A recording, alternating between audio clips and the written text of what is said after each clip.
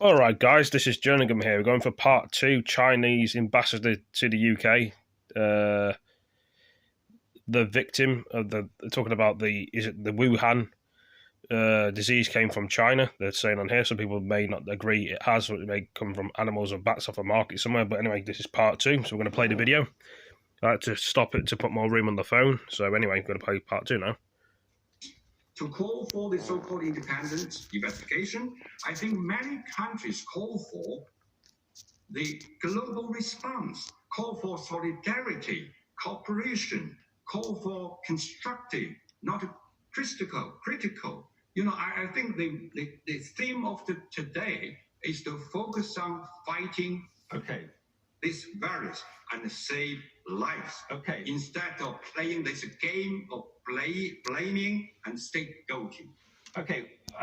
Why is China or Chinese-backed groups trying to steal coronavirus research, according to the intelligence agencies? They say you're hacking British and American scientists working on COVID programs. Why would you want to do that?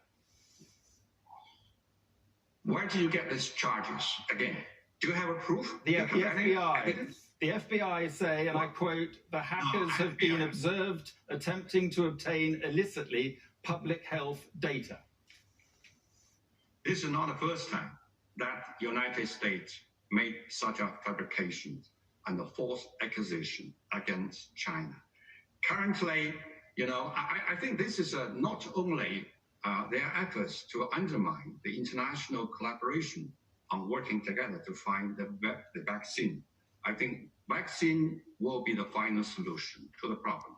And Chinese scientists working around the clock, first on their own, then engage in collaboration with the United States, even scientists from the United States, and China and the UK also working very closely. Both our top leaders, President Xi and Prime Minister Johnson, give us support to the scientists. Or talking about a vaccine, Ambassador, talking about a vaccine, if China discovers a vaccine before other countries, do you agree to distribute it equitably and fairly along the lines advised by the Vaccine Alliance? Yes, we certainly would like to share. We regard this as the joint efforts of the international scientists. We should share this to enhance the global response against this virus. So their policy. That's why we are engaging with other countries. In collaboration on science. So that policy, including here in this country. That policy is that it goes first to those at the heart of the outbreak, wherever it is in the world, and then it goes to health workers around the world. China will agree to that, will it? Agree to what? Agree with the policy that is, if you come up with a vaccine, it should go first to those at the heart of an outbreak around the world, and secondly, to health workers around the world. Do you agree to that in principle? We certainly, I think it's still early to say what's in specific term, because we haven't made the vaccine yet, though China has been very advanced now in terms of developing the vaccine. But I said, as a principle, we'd like to share what we have achieved with other countries, either in the most needed countries or to the frontline medical workers. Just as what we have done to provide medical supplies to about 150 countries. I think most of these medical supplies have been used in the frontline workers, including here in UK. We are donating the most needed supplies. We have the UK government to procure ventilators. I think they are all have been put in good use. That is our. Now you've talked about openness. You've talked about openness. Let's just talk about that. Why have you expelled 13 American journalists from China, many of whom were trying to investigate the origin of the virus? That's point one. And why have 2 citizen journalists who put out videos at the very beginning of this, Fang Bin and Chen Qiushi, why have they disappeared? Where are they? You should ask why American expelled 60 Chinese journalists from the United States. And you should ask why we have given more preferential treatment to American journalists. We have been forced to make a countermeasure. There's nothing to do with the COVID-19. As I said, China has been open and transparent. Okay, well, Mr. Ambassador, as far as I know, America doesn't imprison journalists. You've imprisoned 48 in the last year, more than any other country. How is that? How is that openness? No journalist is put into behind the bar because what they are doing as a journalist. People are put behind bar because they are violating the law. Nobody is above law. Everybody is treated equal in front of law. So you can't use journalism as a cover to do something that you violate the law.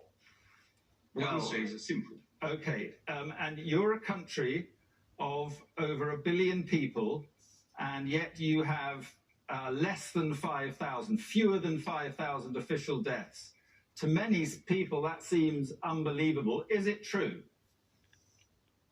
That's because we have adopted most strict, comprehensive, vigorous, rigid measures in contain the virus.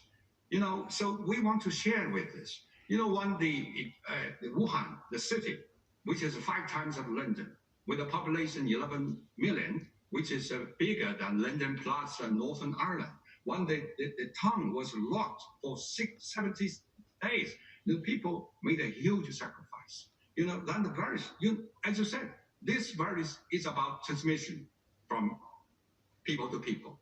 So the lockdown has been to be very effective measures. And also we have these effective measures, what we call it 4 earlies: early diagnosis, early treatment, early quarantine, early testing. So all these tend not to be very effective. So you can't blame China for cover up because we have a low number of death cases. No, I'm not blaming you, Mr. Ambassador, for anything. I'm just going to make the point. Finally, I'm going to ask you. In the UK, we've had over 30,000 deaths, with a much smaller population, obviously. Where do you think Britain went wrong? I do not want to be critical of UK policy, but what I want to say is we would like to share our experience, compare notes with the British colleagues. I just want to give you the first-hand information. Tomorrow, Secretary Matt Hancock